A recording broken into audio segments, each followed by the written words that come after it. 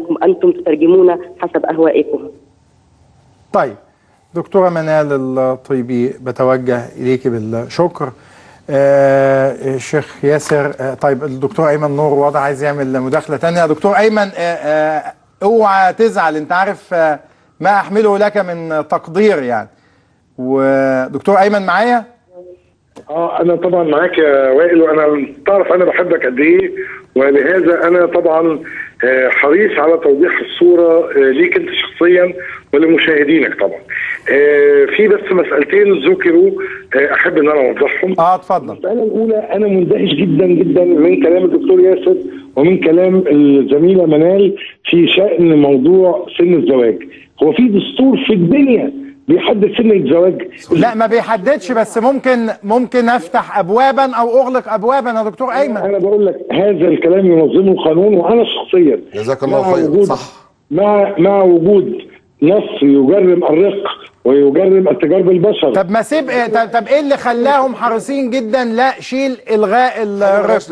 لا هذا كلام طب ما تسيبها. عليه. لا مالهاش لازمه. ما هي في العبوديه، الغاء العبوديه، ما هي على طول دايما الغاء الرق والعبوديه، هي دي اللي هتعمل يا شيخ ياسر. تحطوها ليه طيب؟ النصوص لسه احنا بنتناقش فيها، وانا بقول بشكل واضح الدستور لا علاقه له بسن الزواج على الاطلاق. ده امر بينظمه القانون، وامر غير وارد المناقشه فيه الان، وده استهلاك لاعصاب الناس واستهلاك لطاقه الناس فيما لا محل لمناقشته الان. جزاك الله خيرا. ثانيا الله يبارك فيك يا دكتور. انا جزاك الله خيرا، وانا فعلا بحييك على هذه الملاحظه الدقيقه، لان احنا بندفع دفعا بسبب الاعلام غير المنصف وغير المراعي لمصلحه البلد. في ايوه طبعا في ان انت تشعل النيران بين الطوائف بلا سبب. يعني احنا مهمتنا نضع كشافا من الضوء، انت بتسميه نيران اشعال. لا النيران تضيء ومش هتولع. لا بتحرق. لا في ناس في فتوى بتولع. لما لا في فتوى يمكن ان يطلقها الشيخ ياسر برامي هي اللي تولع، لكن مفيش ولا فتوى ولعت لغايه النهارده. يا صديقي العزيز وائل، انا بس عايز عشان اسيبك مع ضيفك العزيز. اتفضل يا دكتور. انا بس عايز اوضح مساله اخيره.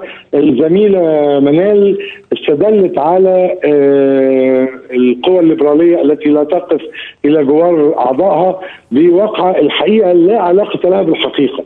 قالت ان في دكتوره اسمها شيرين فاروق عضوه في حزب الغد منعت من دخول الجمعيه التاسيسيه. هذا الكلام ليس صحيحا. الدكتوره اولا اسمها الدكتوره شيرين ابراهيم، ثانيا احنا اللي اوفدناها من حزب الغد لان كان عندها نص مهم واديناها فرصه ان هي تدخل الجمعيه التاسيسيه 6 مرات، وعرضت النص ده في جلسه خاصه، ودخلت القاعه العامه، وحضرت جلسه الدكتور زويل، وحضرت جلسه الدكتور احد العلماء المصريين ايضا في الخارج الدكتور مصطفى السيد، واخذت كل وقتها. بالمناسبه بقى بين قوسين ليست عضو في الجمعيه التاسيسيه، هي كل صفاتها انها عضو في الهيئه العليا للغد، وانا اللي طلبت ان تحضر وطلبت ان هي تعرض وجهه نظرها، ولم يمنعها احد على الاطلاق. اتسمعت في 6 جلسات.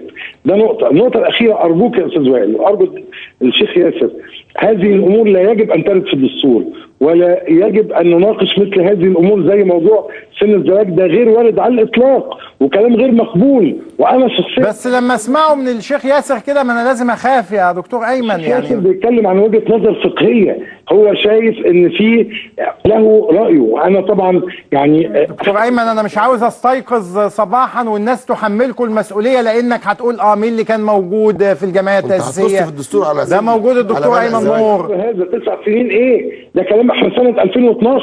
انت بقول لحضرتك انت هتبص في الدستور على سن الزواج مش هيحصل. بس بفتح له الباب. ما انت هو كان مقفول اصلا.